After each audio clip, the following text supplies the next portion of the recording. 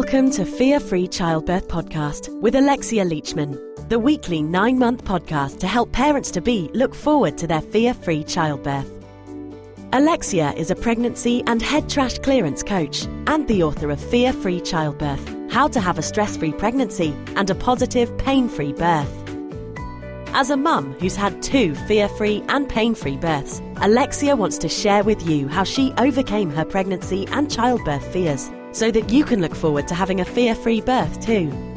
Over the 9-month life of this podcast, Alexia will be sharing some real-life stories from mums and dads, insights into the latest childbirth research, inspiring tales from birth professionals, and some tips and techniques for clearing your fears and stresses.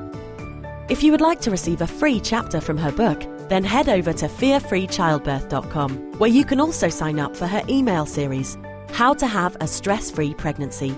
But now, it's time for the show.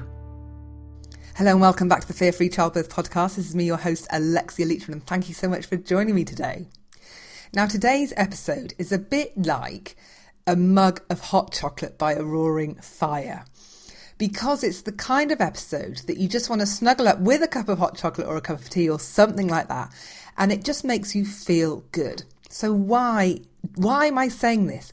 Well, because I've got such a fabulous guest on today who's going to share so much wisdom and knowledge around birth, pregnancy, motherhood, that it really is very comforting to listen to her.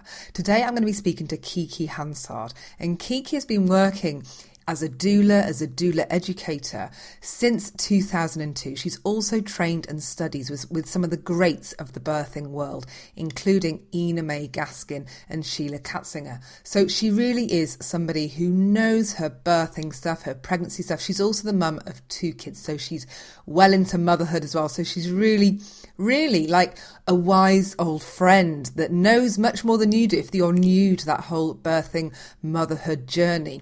And when I was chatting to her, she said something and it really reminded me of something that happened to me. And I remember the first time when I went to the doctor and the doctor said to me, yep, you're pregnant, this is it, And then she said, congratulations, good luck, I'll see you when you bring the baby in. And I remember thinking, whoa, hang on a minute, I'm not going to see you for the whole of my pregnancy. And I remember feeling a bit panicky in that moment and thinking, well, hang on a minute, who's going to look after me then? You can't just leave me pregnant. And even if it's just a sort of fleeting moment, I remember thinking, hang on a minute, how can I need help here. You can't just leave me to be pregnant on my own.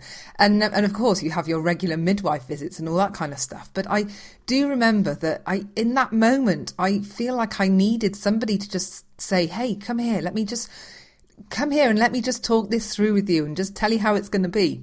And as somebody that lost my mum over 10 years ago, I didn't have my mum to call in that moment. And so what I would have liked actually in that moment was to fast forward in time and listen to this very episode that I'm about to share with you today. Now, Kicki, during our chat, we talk about birthing, we talk about preparing for birth, we talk about pregnancy, we talk about being a mum and wrestling with that new motherhood journey and how to best approach it for minimum stress and maximum joy, and none of this sort of difficulties that can so often and do crop up all the time in pregnancy, birth and in motherhood. So, when I was sort of chatting with Kicki beforehand, we were like, what are we going to talk about? Because I was so thrilled to get her on the podcast. And actually, we ended up just saying, hey, let's just let it roll and see what happens. And I'm so glad we did that because it's such an interesting chat. So some of the things that we end up talking about, we talk about how to approach your birth, how to think about your pregnancy, how to treat your pregnancy, what the opportunity of being pregnant and having a new little one arriving soon in your life, what that opportunity is, how to sort of make the most out of that opportunity.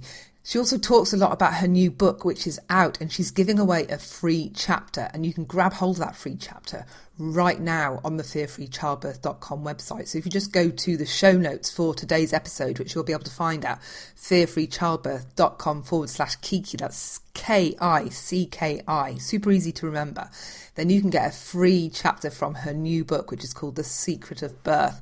And this book, just like Kicki, is just this wise friend that kind of just tells you how how it can be and how to think about it and how to approach it. That really is kind of a very helpful angle. She's not telling you to do anything. It's not prescriptive. And that's very much in line with her philosophy. So, I don't want to sort of talk too much about what we end up talking about, but that's pretty much what today's episode is like. It's just like having a comforting chat with somebody who knows so much about birth and pregnancy and motherhood that you just want to listen to what she's got to say. And so that's what we're going to be chatting about. But before I hand over to that chat, I've just got one little thing I want to share with you. And that's for those of you that are really keen to get rid of any fears that you might have around birth. As you know, this podcast is all about helping you to have a fear-free childbirth. And for me, doing that means educating yourself about birth so that you are no longer fearful of the unknown. And the unknown is very much the birth process for many women. But also we have fears. Some of us have very deep-rooted fears, and it's about getting rid of those fears. And I have got an episode way back early on in the podcast that sort of touches on my tool and technique that you can use to clear your own fears yourself. While I've got great news for you, if this is something that you're interested in finding out more about, I've got a free video training series that will be coming out in the next few weeks. And so if you want to get your name on the list of the first people that are going to get hold of this video training series, then you can put your name on the list right now. So all you need to do is go to fearfreechildbirth.com/waitlist, all one word, waitlist, and you'll be on the list of people to get the first view of my free video training series, which basically helps you to get rid of your fears to prepare for childbirth. So if that's something you're interested in, then just go to fearfreechildbirth.com/waitlist. And in the next few weeks, you will get the videos to help you to clear your fears. So if you're in your if you've still got like another 6 weeks minimum before your birth, then this could be really helpful for you to prepare for your birth. Anyway, back to today's episode. So today I'm going to be speaking to Kicki Hansard, who is just fabulous. She's also, if you heard of the book, The Roar Behind the Silence, she's contributed to that Amazon #1 bestseller book. And like I said, she's also got her own book, The Secrets of Birth, which is now available to pre-order on Amazon. So if you want to get a free chapter from the book, you can get that from the podcast show notes for today, which is /Kicki, and also the link is there for you to pre-order it. So without further ado, this is when I spoke to Kicki Hansard all about birth, pregnancy, motherhood, and lots more. I hope you enjoy it. Welcome, Kicki, to the Fear-Free Childbirth podcast. Thank you so much for coming on the show. Oh, thank you for having me, Alexia. I'm really excited to be here. Now, before we kick off, I think we're going to be chatting about all sorts of really great birth-related stuff because you've got so much amazing work that you do. But before we dive into all that good stuff, would you mind just sort of telling the listeners who may not have heard about your great work a little bit about who you are, what you do, and how you came to do this great work that you do? Okay, well, yes, I'd love to. So I am originally from Sweden, and I moved here to the UK when I was 19. So I've lived here for a long time, over 25 years. And when I got pregnant, I was, I think just like any woman, a bit kind of handed myself over to the medicals and had my baby pretty quickly, actually, because I kind of didn't think too much about it. Actually, I didn't think. All I thought was, it's going to come out. So, I don't have to worry too much about it. But it was later, afterwards, actually, when I've had my first baby, that I found it really difficult. I had a high maintenance baby. It's quite colicky. And I thought, this is really hard. I can remember sitting on the step outside my house, just thinking, well, what have I done? I've ruined my life. This is so hard. And, when you think that, you then feel very guilty because you're thinking, well, it's not my baby's fault. I really wanted my baby, but actually this is a lot harder than I thought. So I struggled through with, my mum being in Sweden, of course. I had my mother-in-law here, was very supportive. But anyway, I had another baby. And then I read in a Sunday magazine, probably a couple of years after I had my second child. And I read about these women called doulas. And I thought, a doula is someone that comes and support you after you've had a baby and also during the birth. And I thought, I so wish I had known that I could have called this woman who could have come around, helped me with all the kind of things that I needed doing around the house, but also just tell me that what I was doing was okay. That I was a good mum, that anything that I was doing for my child was good enough. And I thought I would love to do that. I would really love to give that back to other women. So that's how I kind of got into the whole birthing world, because I was going to be a postnatal doula helping women after they had children. So, of course, I went and did the doula course in 2002. And it opened up a new world for me. I had never really thought so much about how obviously the birth impacts on your postnatal time. And it seems obvious now. and then I decided, you know what, I'm going to do that as well. I'm going to be a birth doula as well. And so that's when I started and got more and more involved in the whole, this woman's experience. And I realized what I really is passionate about is the woman or the women. That's why I want to support, not only when they have babies and when they're mums and when they give birth, but actually always, so in whatever they do as doulas running their own businesses, or as women just working and managing and balancing their lives. So I then became a doula course facilitator. I got quite involved with Doula UK. I set up my own doula course 3 years ago. So I now run a doula course only 4 or 6 times a year. So it's not like it's enough. Every other month I run a course. And I've also got involved through Doula UK with this cross-party manifesto called 1001 Days. So I was at Houses of Parliament, and it was mad. I got involved very late on when they'd already drawn up this big report about how, so the 1001 days are from conception until the baby's 2 years old, and it's all about what we can do to keep the mum. Mental health was a big issue. You know, how do we support babies well, or their parents or mothers well, so that it will have good, healthy 2-year-olds.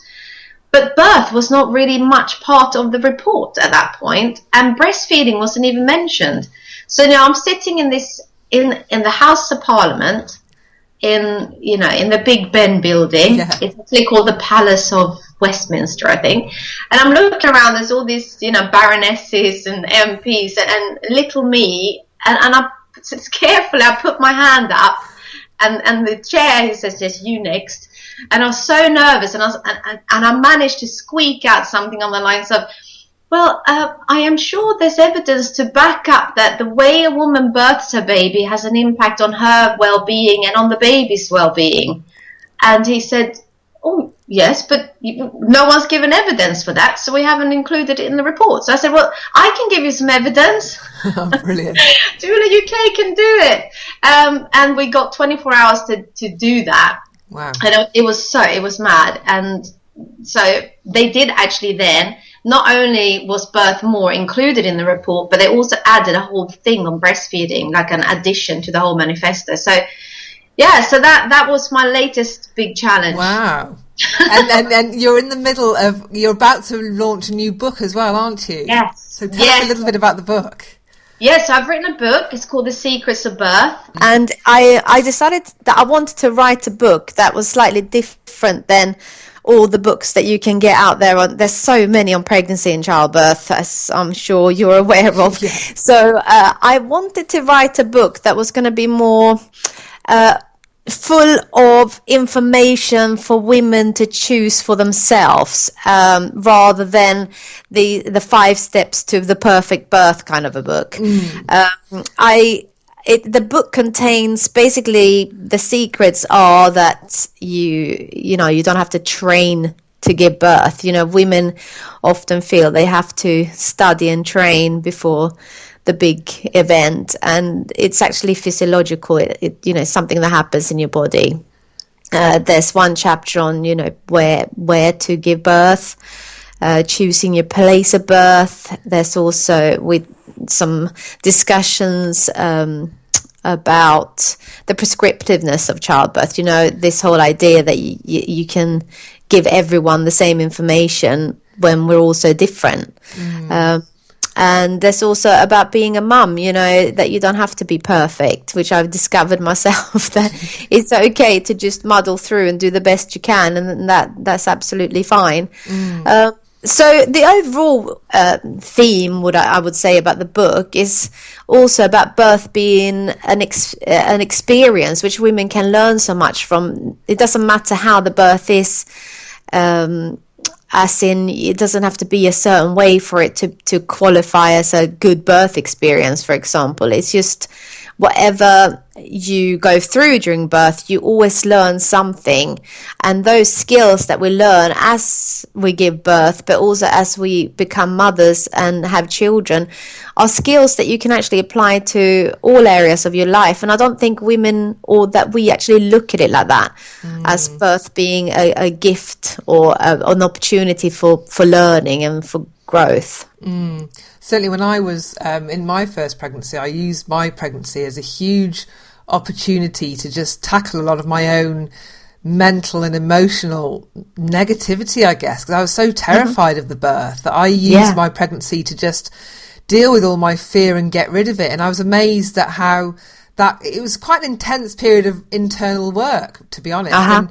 And that was quite transformational for me, that when I gave birth, not only did I become a mother, which was obviously a massive moment of transition and transformation, but my own emotional life had taken a little bit of a sort of an overhaul as well. And so I was a new person on so many levels as a result of what I did during my pregnancy. And I'm so pleased that I did that. And certainly part of what I want to do is urge other mothers to take that same, to do a similar kind of work with themselves, because it's just so great to help them prepare for motherhood. I've certainly benefited massively.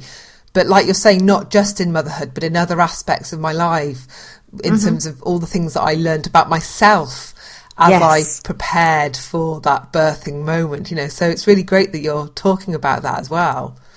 Absolutely. Like you're saying, I think when you are pregnant and you know you're going to be giving birth at some point, it's kind of a forced transformation in a way. When you then become a mother, you can't actually back out of it. Most things in life you could,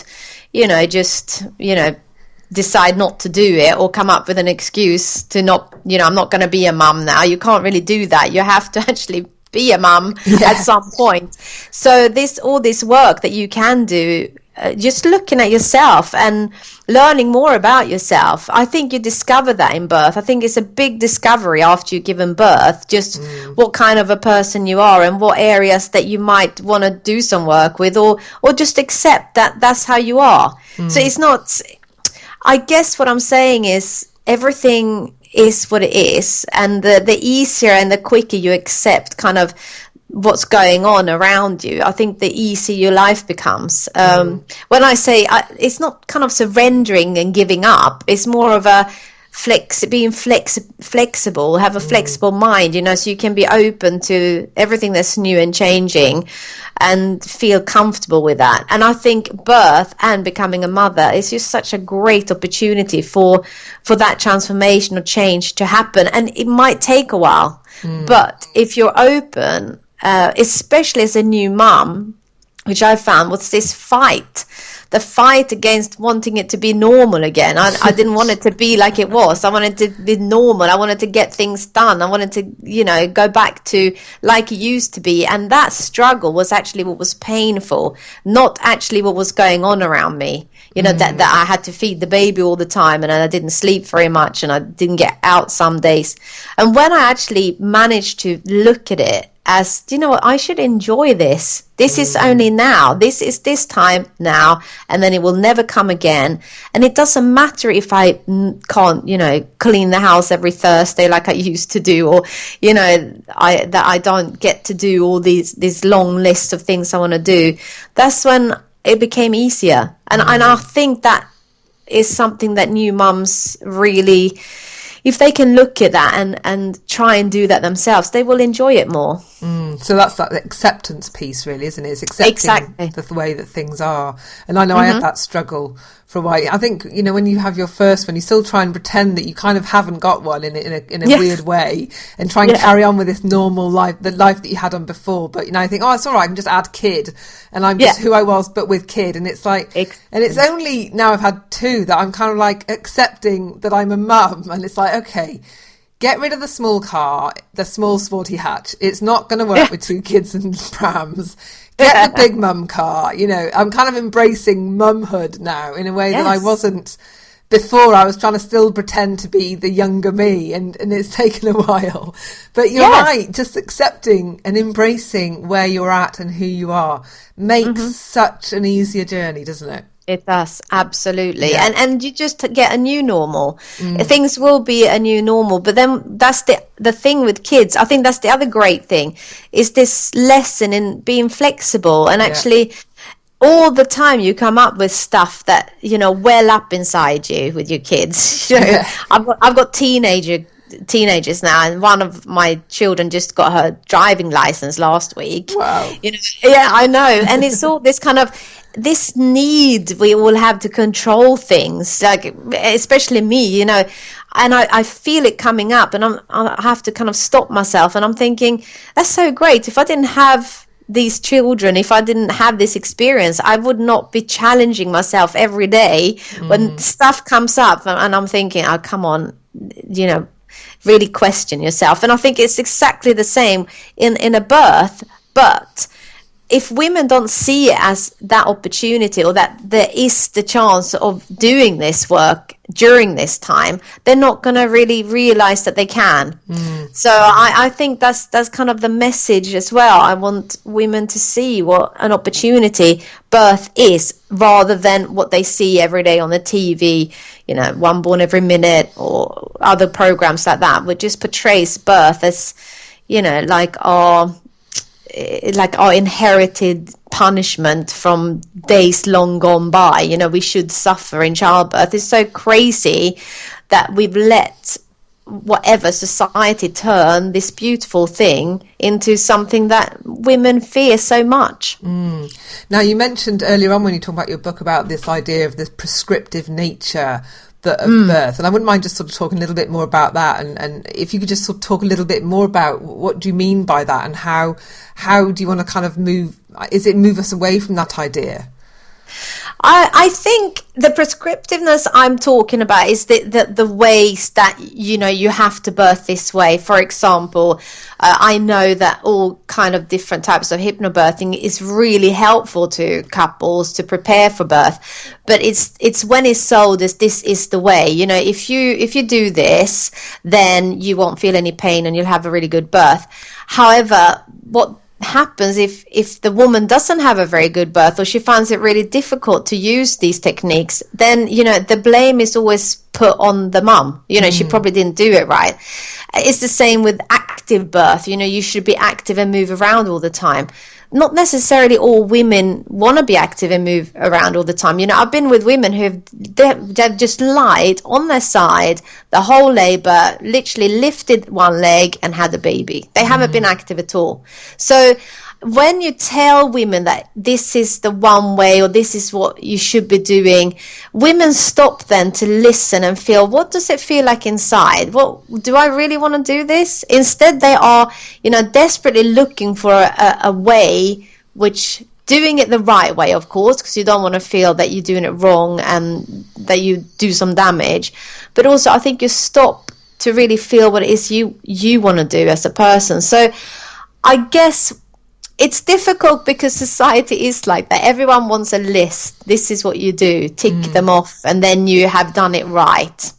So it's all this right and wrong ways of doing things, which is so individual. So I guess the prescriptiveness, I want to get away from the whole idea that, yes, it's good to have a big toolbox of things that you can use in labor, but don't forget about your innate wisdom that you also have inside, what you want to do, because women behave very different in labor. Some will, I've chased some around, they're literally walking around really quickly and breathing through their contractions. Other women are lying down, not moving. Other women want to do a combination of things, like they look like they're doing, step aerobics in labor during contractions. So I want women to realize that actually you can do whatever you want to do as long as it's helpful for you. And it's the same when you're a parent. You don't have to put the vest on over the head of the baby. You can do it from the bottom and pull it up. It's just kind of trust yourself. I think that's the big thing. And I'm hoping then women will feel more passionate and more excited about, I can do what I want. What is it that I do want to do? Instead of feeling worried that whatever they feel they want to do is wrong. And kind of fighting that. But I think, you know what, a lot of people just don't know what they want, and that can be a huge challenge for many people. They don't know what they want to do in their lives. So it's just asking them to try and figure out what they want to do on anything on a smaller scale can actually really be overwhelming for people when there can be so many potential choices. And then that's, I guess, why they default to, well, I'll do what's right in inverted commas, or what I should do, because then it saves them potentially having to do the work to figure out, look at the options, and it gives them an easy way out potentially. So I'm thinking that might be why a lot of women do go the prescriptive route, because it's maybe just a lazy route potentially. Well, yes, it might be, but it's also that most women don't get all the information. It's not. I think the key and number one information women need is about physiological birth, like how it works. That is your hormones. That is something that happens in your body, to just understand evolution, how we are still giving birth now, like we did when we lived in caves. And to kind of understand that it's the most important thing is who you have with you and how you feel and where you are, so that you feel safe.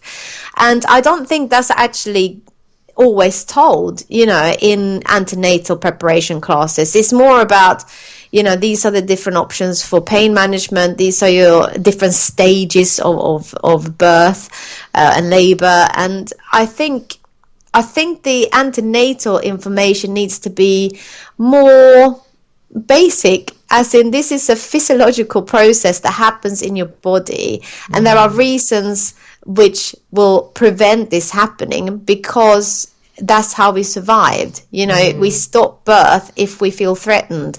We can't produce really good amounts of oxytocin if we don't feel loved, warm, and protected. So it's those things. So, and because it sounds and feels a little bit like, mumbo jumbo, women want to have more facts. This is a fact. This is scientific fact, isn't it? It's a fact. You can't get more fact than this. Exactly. However, it doesn't. It needs to be more. Surely, I must do something. Maybe it's because we do that. We study for exams. We want to do well at work, so we study and work hard. And it's the same kind of thing. If I want to do well at birth, I better study for it as well. And that engages the wrong part of your brain. That's your neocortex then trying to control what's going to happen next. And that's the one thing you do not want to have when you're in labor. So I think it's fundamentally, it's the view of birth that society has, or the Western world anyway, has at the moment of birth. And I think that needs to be challenged. It needs to be, and I think they can only start when you are a kid, when you're at school, when you, so many women will say to me, I remember when we did this at school and we watched a video of this woman screaming in lots of pain. How is that helpful? No, I know that video traumatized me, and that was the one thing that I kept in my mind that completely made me fearful when I was pregnant. And it was just that video of a woman screaming in pain that we saw at school, and it's like, my goodness, I wish it's incredible that school, wherever we are fed information about birth, whether it's through programs like One Born Every Minute, or whether it's like this video they show at school, certainly my experience was that in the UK, that just traumatise or instill fear in girls and women. And I wonder whether at school they've got a slightly different agenda going on. They just don't want a load of teenage pregnancies. They're just trying to stop them messing about.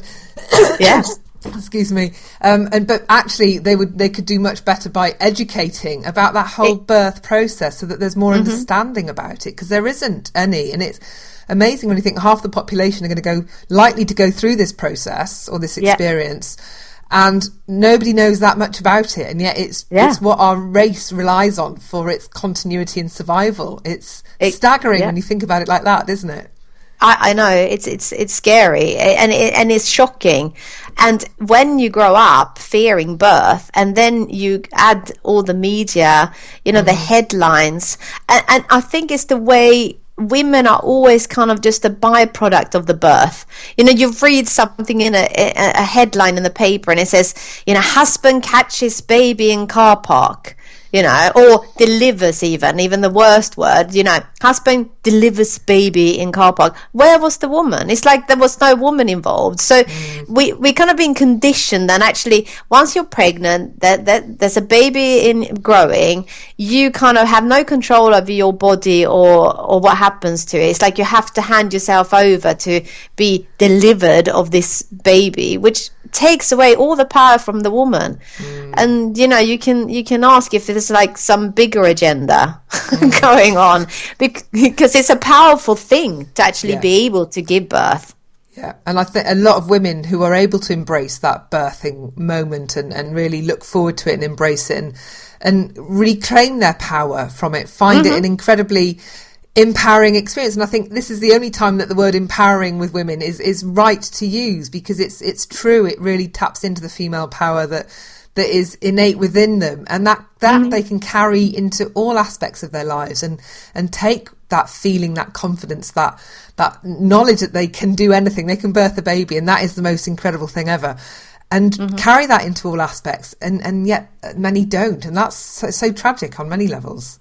Absolutely, it is. And the birth process itself, you know, is like a bit like life, the life cycle. You know, everything you do in life, you get to a point where you just don't want to do it. You want to give up. You can't do it. And especially in birth, there's the point where you really don't think you can do anymore. But with the support of people around you, and then that realization when you get over that, next thing, literally you have your baby in your arms. There's nothing like it. That feeling of, you know, so many women will turn around and say to me, you know, I can do anything. I've done it. I can do anything. But at the same time, for a woman that's, you know, for medical reasons, perhaps is choosing to have a cesarean birth, she should also be able to feel that powerful, having, you know, choosing her environment, maybe even choosing to have a natural cesarean. There's so many options that sometimes aren't put across to women, so that they feel maybe that it's an easier way even to have a cesarean. It's nothing wrong with that. It's just that it's happening a bit too much, and the main reason I think is because there's not a supportive enough environment sometimes in a hospital to have a physiological birth, which is also backed up by the evidence from the big study they did, you know, the birthplace study, which they did in the UK. So it's not, I think a lot of when we hear politicians or talk about we need to lower cesarean section rates, it's actually more about we need to improve the way we support and help and enable women to give birth at home, for example, which many home birth options are taken away from women. You know, they closed the services in many areas of the UK, so you can't choose to have a home birth anymore. You know, it needs to be more choice, and there needs to be more support for women. Now, I want to talk a little bit about babies and how we think about babies, and more specifically how we think about our babies when they're in our bellies.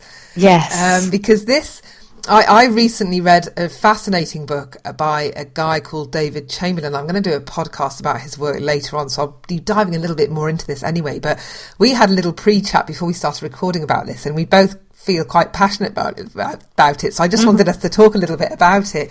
And there's this idea that babies, a lot of people think about babies as being these little sort of tiny, inhuman almost, and they only kind of become human beings once they pop out. And even then, we're not even treating them with the same kind of respect that maybe a more grown-up human being might have, you know, that they can feel, they can think, they can do all this kind of stuff. So I just wanted to sort of, you know, when you work with mums and pregnant mums, I mean, what do you find? Do you find that mums tend to appreciate that they've got, that little babies are little mini human beings before birth, or what do you find is the most common experience that mums have when they're pregnant with their little babies?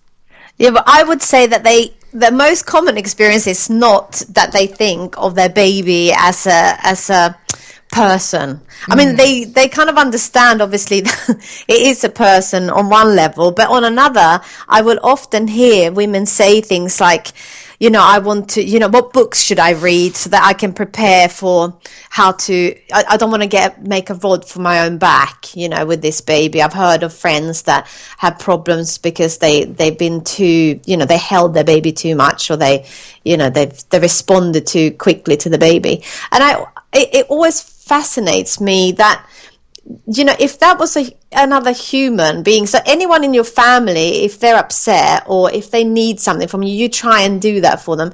And this idea that babies come out and they're manipulative and you have to teach them, they need to self-soothe, it's all myths. It's all also, I think, connected back to this idea that a baby, even used to think babies couldn't feel pain, that you didn't have to, it's crazy that this human being that's born, yes, with a lot less brain capacity as they're born, which the brain builds in the first 3 months, all these synapses or connections happening, and they can only happen really well if you love your baby, if you hold your baby, if you touch your baby, because it's very, very basic needs the baby needs to survive.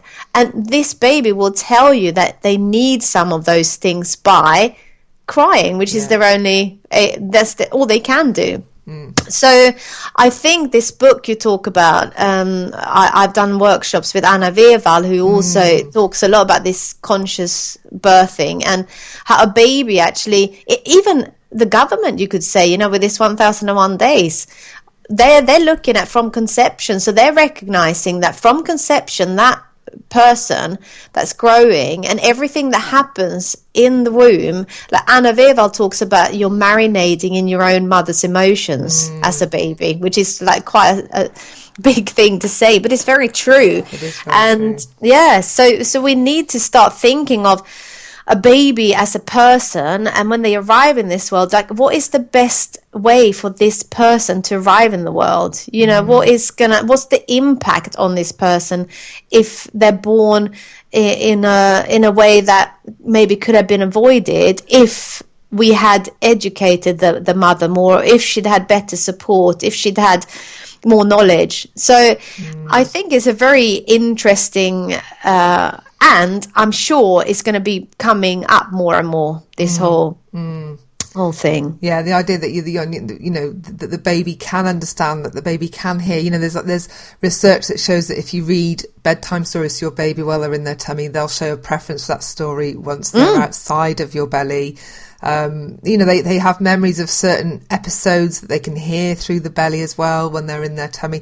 They experience pain, like you talked about, when there's a certain procedure that involves putting a needle into the amniotic sac to doing, is it amnio? I can't remember what the name of that procedure is, but it's is it to find out if the baby's got Down syndrome? Some people choose to have that, and there's research that shows that some babies actually push the needle away when the needle's coming through into the amniotic sac because they fear it and they don't want it and it's intruding their private space. And I think if women realised that their babies were fearing that kind of intrusion and had that kind of level of, I don't know if intelligence is the right word, but certainly of emotional life, then would they be making those kind of decisions? And when you understand that, how that changes how you might want to be treating your baby while it's nurturing and marinating in your juices before even coming out, Exactly. And then the way you also enter the world, and then how you treat it, immediately afterwards.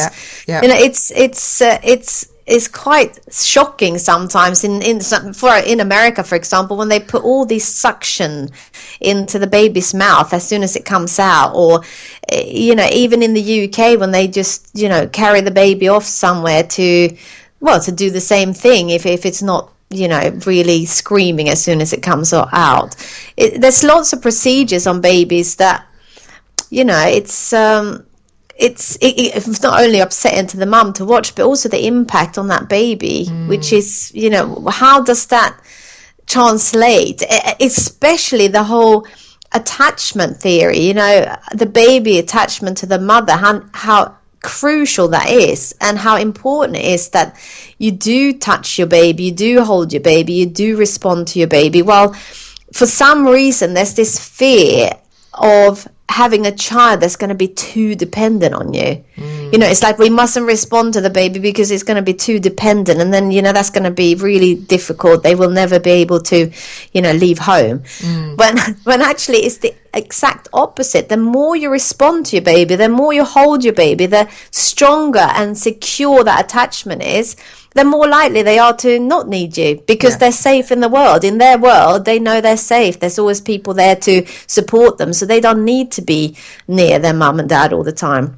So I think that's crucial. I don't think that's one thing that must get out there more, how attachment theory works. It's not about training your child to be detached from you. That does not need to happen. It's more about allowing the child to feel secure, knowing that you're there, so that it feels safe enough to walk away, play with other kids, not to be attached to you by the hip. So it doesn't sound intuitive, but actually, when you think about it, it does make a lot of sense. Yeah, exactly. But I also think sometimes there's something to do with the way we are in the UK in terms of, how early they start school, children, for example. It's this, very often 2.5-year-old that starts nursery, or say a 3.5-year-old starting school. Sometimes some children do not want to leave their mum. They want their mum to be there with them. And in Sweden, for example, they would never force the child away from a mother. They would actually let the mum stay for the first week, and then gradually the mum will be in another room. It's done here it's kind of, no, you must just go. I remember doing that myself, when the teacher said, you just leave her here and just go. And all my gut instinct was telling me that I shouldn't do that, that I needed to say goodbye. I couldn't just be thrown away. She'd think I'd be gone forever, Yeah. So I didn't, of course. I was one of those, annoying mums.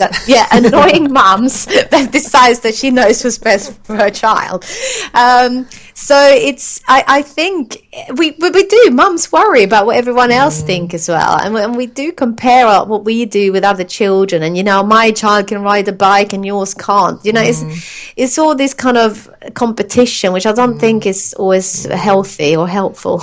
Well, I've been dropping off my eldest at little primary school this week, so I've just had that experience of her crying, seeing me going, and I'm like, it's awful when they're crying and you just got to go. But I have been like, and I know that the minute she can't see me, she's absolutely fine. And it's just that moment where I'm literally walking out the classroom that it's the difficult time. But my goodness, when she's like up at the window crying, it really is difficult. It's heartbreaking. But you have to be, that's okay as well. You say goodbye. Some come back, because that's part of being human, isn't it? It's okay to be sad when you say goodbye to your mum, because you're going to miss her. But I think that's what we don't see as parents. It's hard work for us. That's hard work for me. What have I done wrong to make my child need to cry when lots of other children don't? Well, actually, you've done a really good job. Because your mum, it's okay. She should be missing you for a bit. She loves you, and she wants to be back with you. So let's just go back to talking for pregnant women that are preparing for their birth. And I'm just just based on the chat, we've kind of talked about all sorts of things, but I think based on the chat that we've had so far, it sounds to me like the way that you would maybe advise women is really just to sort of become educated about their birth choices, and to really try and take the time to discover what they want and what is going to be right for them, but also to do some of that preparation, that internal work, so that they're well prepared mentally and emotionally, and then to just let it go and accept and be flexible and go with the flow. Is that kind of, would that sum up your approach for women to have a great birth experience? Absolutely. My big aim would be that by the time this woman goes into labor, that she's totally open, flexible, flowing with any of the changes and not fixed on it having to be a certain way.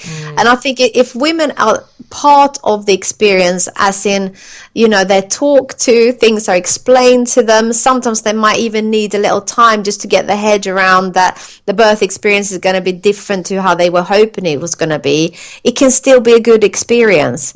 Because really you can't control birth. You can control where you give birth. To a certain extent, you can control who you want to be with you, but the actual birth process itself, once it starts, it's kind of just going with the flow, like you said. And it's the same as a parent, going with the flow. The more you're fighting what is actually happening, or what's the experience is giving you in the moment, is what makes it painful. It's kind of to be flexible, but that doesn't mean to give up. No. It means just once you walk down the path, you see, the different options you have, and sometimes you don't have that many, but that's okay too. So yeah, you've summed it up pretty well there. Oh, thank you. Because I think a lot of women that maybe have difficulties after the birth in terms of postnatal depression, or some, feeling like the negative thoughts and feelings about their birth. Some of those, certainly from the research and the stuff that I've been reading, comes from women that had a fixed idea about something and then it didn't go that way. And it's how they were not able to be flexible, or not able to go with the flow, or not able to let go of their ideal birth. That really, that's a lot of what they're wrestling with. And if they were more able to be flexible in the moment, that they would be thinking more positively about that birth experience. And I think that's an important point to sort of dwell on a little bit, isn't it? Because you can't control birth. What you can control is how you respond to your birth and how you respond to what's happening. And so if you can, prepare yourself mentally and emotionally to be able to be responsive and flexible in that respect, then no matter how it goes, you can still have an incredibly positive birth experience. And so, it might have been difficult, it might have been painful, it might have gone on for days, it might have gone to, surgery, it might have, all sorts of things might happen, but how you feel about it can still be positive, even though those things happen. And I think that's a really, I think more women maybe need to grasp that as a concept as well. It doesn't have to be this beautiful, idyllic water birth with no pain. No. Exactly. And I would say one of the first things to not do is write a birth plan. Don't have a plan how you want it to be. Just have some kind of a document that you call, I think they even call them that now, birth preference, or some ideas around how you would like your birth to be. But these plans that are, still being used, that word is, I know it's just a word, but it makes it sound like, we need to have happen, it needs to happen a certain way. And when it doesn't, the first thing you have on your plan goes out the window, then you just become despondent and you think, what's the point? I might as well just, give up now and just do whatever. And you're right. It's actually how you're made to feel during the birth. It's how you are able to be part of the process and be able to, like you say, kind of go with what's happening and still think at the end of the day, you know why everything happened, the reasons why it happened, and at the end of it, you're holding your baby in your arms. I think that's important. And one of the, I have a lot of positive birth stories from mums that come on the podcast, and one of the mums, she ended up having a birth plan for what she wanted, but also she had a plan A and a plan B and a plan C. Okay. So that, if she didn't have the home birth and she had to go to hospital, it was this. And if she ended up going to hospital and it ended up going to a cesarean, then, so she had all the bases covered. She used to work in a conflict zone in Nepal, so she was kind of used to dealing with emergency situations. And so she brought that, back into her own world and planned for, if it doesn't go this way, then we'll plan for this. And if this doesn't happen, we'll go for this. And then that meant that she was able to really respond. She didn't have the birth that she wanted, and it all went a little bit haywire, but she still feels incredibly positive about it because she she was prepared for all possible outcomes and had preferences thought through already. So again, she didn't have to think too much during the birth because it was all the thinking had been done already. So she could just go with the flow more and allow her other half to take over and do whatever. So it's worth having, if you are going to have a birth plan or birth preferences document, then to have plenty, more than one, because then you've got your alternatives covered. Yeah, exactly. Yeah, and that shows in itself that you're flexible because you haven't just got one idea and one fixed. Yeah, this is how it's going to be. And I think sometimes we just overthink too much as well. The whole birth. Yeah. As in we want to cover all angles, which you can do, but still I don't think you can fully do that. No. I think you're still going to find surprises on the way. Yeah. It's exactly like when you then also become a new mum. It's, you can't always cover all angles. And so it's just about being open and flexible. So it's just back to all that, isn't it? It's just being, and that goes back to trusting yourself and just being confident in your own ability. And and knowing that you're not going to be perfect, and that's okay. And okay is good enough. Yes, absolutely. Yeah, I couldn't agree with you more. Well, Kicki, this has been a brilliant conversation. Thank you so much for coming on the Fear-Free Childbirth podcast. We've kind of sort of talked about all sorts of things, and it's really difficult to try and wrap it all up, so I won't even try. But so that there's so much work as well that you do. Would you mind just sort of telling people where they can find out more about the work that you do? Because you've got your book coming out, you do doula work, you train doulas, you also are a doula, so it's just so that people can find out more about you and where they can find you online. If you could just share a bit about that. Yeah, well, I've got a birth a website called birthbliss.co.uk, and that's my website for my doula work. But I also have the website for my courses is birthblissdoulacourses.co.uk. So that's where you can find all the details of my course, the course dates, etc. And my book, I'm hoping, is going to be coming out later this year, and I think that's going to be available on Amazon and as a downloadable ebook as well as a hard book. Okay, well, I'm going to have all details of that on the podcast show notes, which is going to be, you can find the podcast show notes for today's show at fearfreechildbirth.com/Kicki, and so you'll get all the links there. And are you on Twitter, Kicki? Yes, I am. I am actually doula_Kicki on Twitter. Oh, lovely. So I'll have that link as well there. Well, thank you once more, Kicki, for joining me on the Fear-Free Childbirth podcast. It was fabulous. Thank you very much, Alexia, and I hope to speak to you again. Well, I hope you enjoyed listening to Kicki talking about birth, pregnancy and motherhood and all that other lovely stuff that she shared. So just a reminder, if you want to get hold of Kicki's free chapter from her new book, Secrets of Birth, then you can get that on the podcast show notes for today, which is at fearfreechildbirth.com/Kicki. And of course, when I mentioned at the beginning of the podcast, if you want to get yourself on the waiting list for my new free video training series that's coming out to help you to clear your fears around birth so that you can have a fear-free childbirth, then you can put your name on the list at fearfreechildbirth.com/waitlist. I hope that you found today's episode useful and heartwarming and comforting and liberating and all that good stuff. And I'll see you again next time. Bye for now. Thank you for tuning in. You've just been listening to Alexia Leachman from the Fear-Free Childbirth podcast. If you enjoyed the show, she'd really love it if you left a review on iTunes or Stitcher or shared it with a friend. And don't forget, to get a free chapter from her book, head over to fearfreechildbirth.com to get your copy, as well as finding other episodes in this podcast and more about how Alexia can help you with pregnancy and birth preparation coaching. Until next time.